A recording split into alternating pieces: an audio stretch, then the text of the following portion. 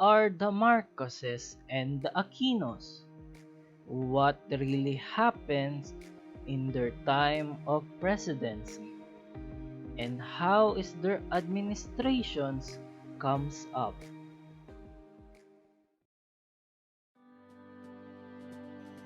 Ferdinand Marcos was a executive vice president of a liberal party and served as the party president from 1961 to 1964.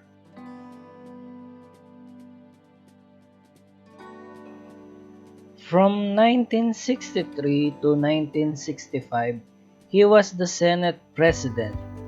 Thus far, he is the last Senate President to become President of the Philippines.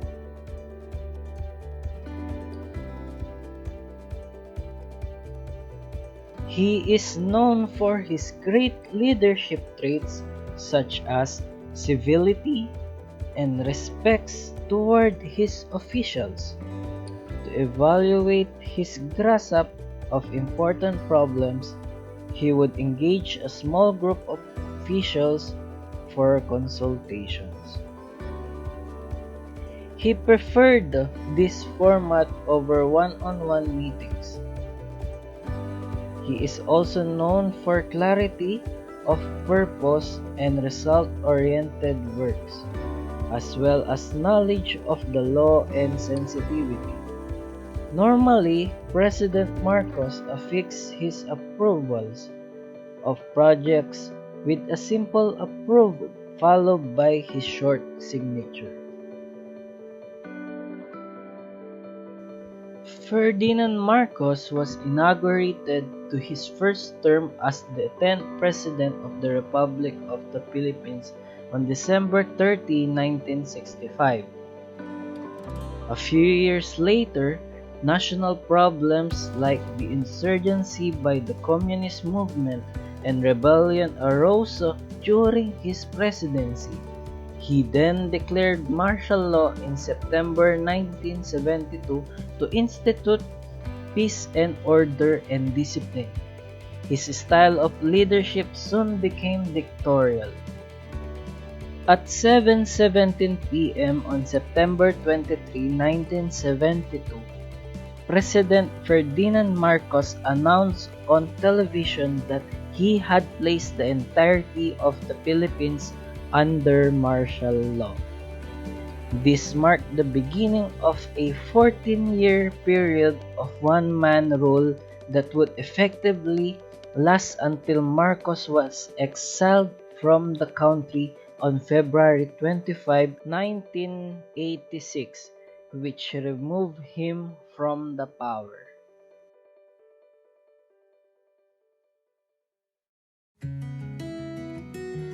Maria Corazon Cory Sumulong Cuangco Aquino was a Filipina politician who served after Ferdinand Marcos and be the 11th President of the Philippines from 1986 to 1992.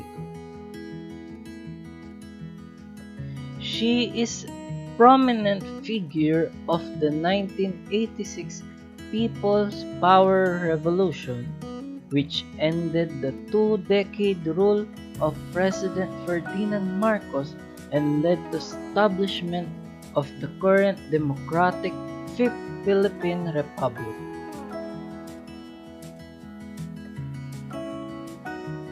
In summary, being a revolutionary president by virtue of people power repelled and abolished repressive laws under her predecessors, restored civil liberties, abolished the 1973 Marcos Constitution, and dissolved the Marcos allies, loyalists, supporters dominated pambansang batasang despite the advice of her vice president. She also immediately created a constitutional commission which she directed for the drafting of a new constitution for the nation.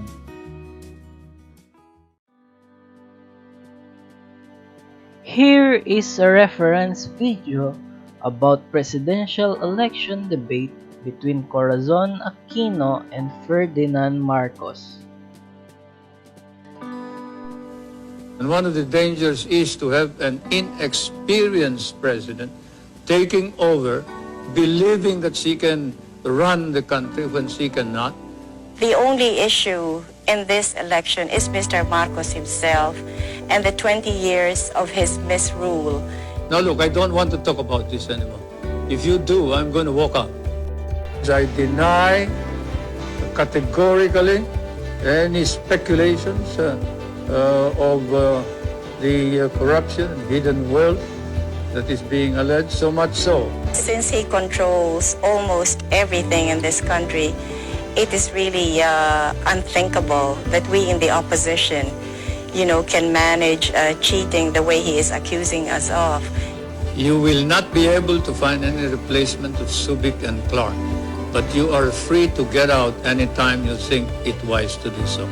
I respect the military bases agreement, which will expire until 1991.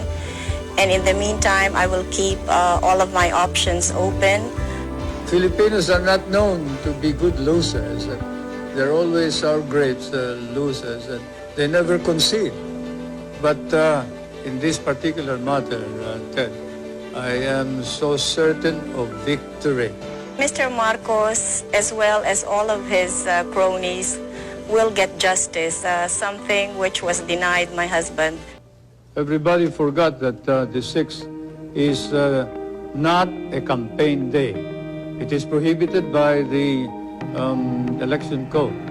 And therefore, when you set it for the 6th, we were about to violate the election code, and the punishment includes disqualification from public office. And I certainly do not believe in violating the law.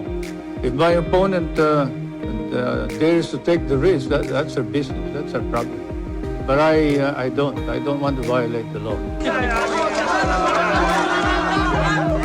When Corazon Aquino registered to run for president of the Philippines, she seemed a bit overwhelmed.